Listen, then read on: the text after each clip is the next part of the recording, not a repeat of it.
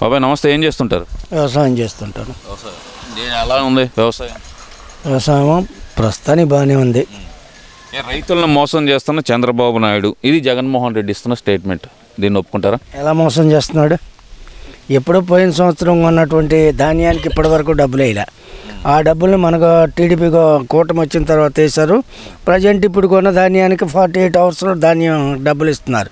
అప్పుడు ఎవరు మోసం చేసినట్టు అవుతుంది? చంద్రబాబు నాయుడు గుడ్ విల్ ప్రమాణం చేస్తున్నాడు కాబట్టి బాగుంది అని చెప్తాం. ఎవరు అయినా ఎప్పటికప్పుడు అమౌంట్ వస్తుంది. దానితో అన్నీ ఇస్తున్నారు. సూపర్ 6 కూడా అన్నీ దాదాపుగా అమలు జరుగుతూ ఉన్నాయి. ఒకటి అతను చేసినటువంటి విచ్ఛిన్నాన్ని ఇతను సరి చేసుకుంటూ వస్తున్నాడు. చిన్నగా ఎక్కువ ఇచ్చింది ఏం లేదు, పేర్లు మార్చేస్తున్నారు. పోయినసారి పేర్లు మార్చారు. అంతకుముందు ఇచ్చిందే టీడీపీ ఇచ్చిందే ఇప్పుడు మధ్యలో ఇచ్చారు. ఇప్పుడు కూటమి ప్రభుత్వం బ్రహ్మాండంగా ఇస్తుంది అన్నీ. సూపర్ 6లో అన్నదాత సుఖీబాబా వచ్చిందా, గ్యాస్ సిలిండర్లు వచ్చినాయా, తల్లికి వందనం ఎంతమంది ఉంటే అంతమంది వాళ్ళు ఒక్కళ్ళకే ఇచ్చారు, ఎంతమందికి ఉంటే అంతమందికి ఇస్తున్నారా, ఇలా అన్నీ పోలవరం మూలనబడేదాన్ని డెవలప్ చేస్తున్నారా, అలాగనే నీకు రాజధానిలో అమరావతిని డెవలప్ చేస్తున్నారా, టోటల్గా మనకు విశాఖ ఆంధ్రుల హక్కు అనుకున్న విశాఖను కూడా డబ్బులు తెచ్చి కాపాడుతున్నారా? ఇంకా ఏం చేయాలి గవర్నమెంట్? అంతకంటే చక్కని గవర్నమెంట్ చక్కగా చేస్తున్నారు. సూపర్ 6 అంటూ సూపర్ 6 లేదు, సూపర్ 7 లేదు, ప్రజల్ని మోసం చేయడమే సరిపోతుంది చంద్రబాబు నాయుడికి అనేది జగన్మోహన్ రెడ్డి వాదన. మరి సూపర్ 6 అమలు జరుగుతూనే ఉందిగా పబ్లిక్గా. మరి ఆయన జరగట్లేదని అంత ధైర్యం ఎలా చెప్తాడు? ఇప్పుడు ఈ గ్రామంలో ఉంది, నలుగురు ఉన్నాళ్ళకి పడింది తల్లి బంధనంలో కూడా ఒకళ్ళకి పడింది. అన్నదాత సుఖీబాబు నాకు పడింది. అట్లా ప్రతి రైతుకి అన్నదాత సుఖీబాబు పడింది. గ్యాస్ సిలిండర్లు వస్తున్నాయి, ఇన్ని పడుతున్నాయి కదా. అసలు వాళ్ళు ఎవరండి చెప్పడానికి? అసలు జగన్మోహన్ రెడ్డి ఎవరు? అసలు ఈ సంక్షేమ పథకాలు ఇయటానికి ఆరాధ్య దైవం అన్నగారు. ప్రపంచ దేశాల్లోనే అన్నగారే మూలం. ఆనాడే కిలో 2 రూపాయలకి బియ్యం ఇచ్చాడు. ఆ కిలో 2 రూపాయల బియ్యాన్ని ఇవాళ కేంద్ర గవర్నమెంటు, రాష్ట్ర గవర్నమెంటు, ప్రపంచ దేశాలు అమలు జరుగుతున్నాయి. ఆయన మహానుభావుడు, ఆయన గుర్తించాడు, ఎవరో గుర్తించరా. పక్కా ఇళ్ళు కానీ, కట్టుకోవడానికి బట్ట కానీ, ఆ నినాదంతో వచ్చిన పార్టీ ఈ పార్టీ. ఇప్పుడు ఆ నినాదంతో వచ్చింది అంటున్నారు. ఇప్పుడు అంతా దోచుకో, దాచుకో, పంచుకో, తినుకో అనే నినాదంతోనే చంద్రబాబు నాయుడు పనిచేస్తున్నాడు అనేది జగన్మోహన్ రెడ్డి వాదన. మరి ఎట్లా కనపడుతుంది? దోసుకునేవాడికి దోసుకునే విధానంగా కనపడుతుంది.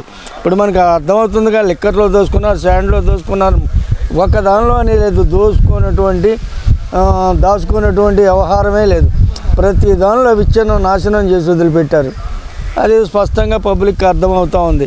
ఇప్పుడు ఎవడ పోయి అడిగినా లిక్కర్ 60 రూపాయలు అమ్మిన లిక్కర్ 200 రూపాయలు అమ్మారు.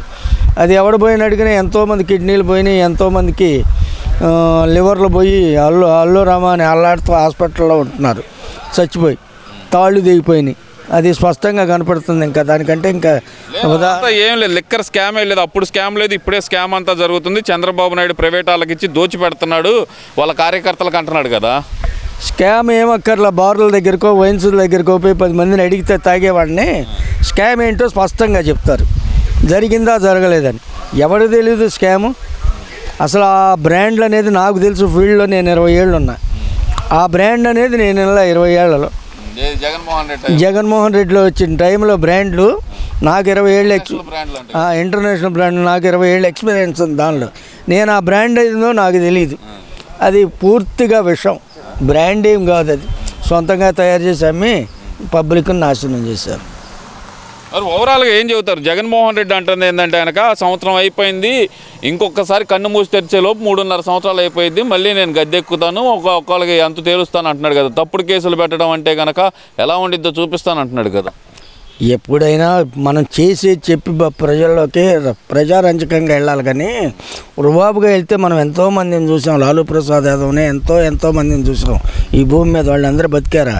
మనం ఏం చేస్తున్నాం? ప్రజారంజకంగా పరిపాలన చేస్తామని చెప్పి బయటికి రావాలి. కానీ ప్రజా విచ్ఛిన్నకరంగా వస్తే ఎప్పుడూ గెలవటం అనేది అసంభవం.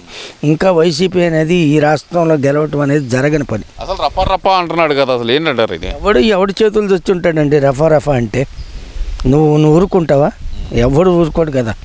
వాళ్ళు దెబ్బ కొడితే వీళ్ళు దెబ్బ కొట్టలేరా ఏంటి? ఎవడు ఊరుకోడు రఫా అంటే. మరి ఇప్పుడు చూస్తే కనుక జగన్మోహన్ రెడ్డి చెప్తుంది ఒకటే మాట, ఈ కూటమి ప్రభుత్వం వచ్చి అన్యాయంగా అక్రమంగా కేసులు పెట్టి ప్రశ్నించే గొంతుకులను అనగదొక్కుతుంది, రెడ్ బుక్ రాజ్యాంగం నడుపుతుంది అంటున్నాడు కదా.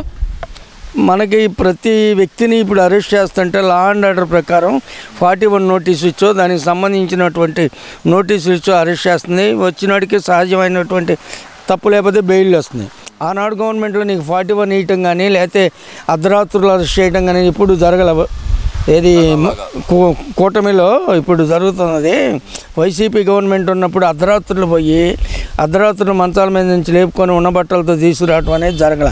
లా అండ్ ఆర్డర్ ప్రకారం ప్రొసీజర్ ప్రకారం జరుగుతుందే తప్ప రాంగ్గా ఏం జరగటం.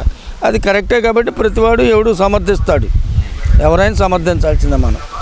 జగన్మోహన్ రెడ్డి అంటుంది ఏంటంటే కనుక మళ్ళీ నేను వస్తాను ప్రజల్లోకి, ప్రజల తరపున పోరాటం చేయడానికి వస్తాను, రైతుల తరపున నేను చేస్తున్న పోరాటానికి ఫలితమే ఇవన్నీ అంటున్నాడు కదా. ఎక్కడ రైతుల తరఫున ఏం పోరాటం చేశాడు? ఎక్కడ పోరాటం చేశాడు? ఎంతమంది రైతులు చచ్చారు? కనుక గుంటూరు మిర్చి యార్డుకి వచ్చారు. పొదిలి చూస్తేనేమో పొగాకు రైతుల్ని, ఇప్పుడు అక్కడికి వెళ్ళాడు కదా బంగారుపాళ్యం మామిడి రైతుల్ని, వీళ్ళందరినీ పరామర్శించి వచ్చాడు కదా. మరి ఏం జరిగింది? బంగారుపాలెం వెళ్తే మామిడి పళ్ళని దొక్కిచ్చారు ట్రాక్టర్ పెట్టి. అక్కడ ప్రకాశం డిస్టిక్ పొగాకు బేళ్ళకి వెళ్తే పొగాకు బేళ్ళు దొక్కారు. పొగాకు బేళ్ళు లక్ష్మిని దొక్కుతారా ఎవడన్నా రైతు? అలాగే మిర్చి యార్డుకి వెళ్ళారు. అరాచకం చేసి ఏదో వాళ్ళ బల ప్రదర్శన చేస్తున్నారు కానీ ఓదార్పు యాత్రలాగా. ఓదార్పు యాత్ర అంటే ఎవడికి మంచివాడికి పోవాలా? తెనాల్లో ఎదవకో లేకపోతే అక్కడెక్కడో వినుకొండలో ఎవడో బెట్టింగ్లు అడుకో అటువంటి వాడికి సపోర్ట్ చేసేది ఒక పొలిటీషియన్. మంచి వ్యక్తికి సపోర్ట్ చేయి, మంచి వ్యక్తిని పరామర్శ చేయి. అది పద్ధతి రాజకీయ నాయకుడికి. రాజకీయ నాయకుడు ఎవడైనా అట్లా పద్ధతిలో నడుస్తాడు. ఇట్లా పద్ధతి తప్పినాడు వాడు. మళ్ళీ నేను అధికారంలోకి వస్తే కనుక ఈసారి మామూలుగా ఉండదు, 2.0 అంటే ఏంటో చూపిస్తా అంటున్నాడుగా మరి జగన్మోహన్ రెడ్డి. 2.0 ఉండదు, ఏముండదండి. ఇదంతా చెప్పుకోవటానికని వెరీ గుడ్. ఇదంతా చెప్పుకోవటానికేనని ఏముండదు. 2.0 ఉండదు, ఏముండదు. మళ్ళీ పాదయాత్రకు వస్తానంటున్నాడు కదా, మరి దాన్ని ఎలా చూడాలంటారు? వస్తాడు, విచ్ఛేదంకరంగా వస్తాడు. ఏముంది దానిలో? పెద్ద విశేషమే ఉంది. రావటంలో పెద్ద ఇబ్బంది లేదు. వస్తూ ఉంటాడు, అరెస్ట్ కలిసి చూస్తుంటాడు, లా అండ్ ఆర్డర్ని తప్పియాలని చూస్తున్నాడు.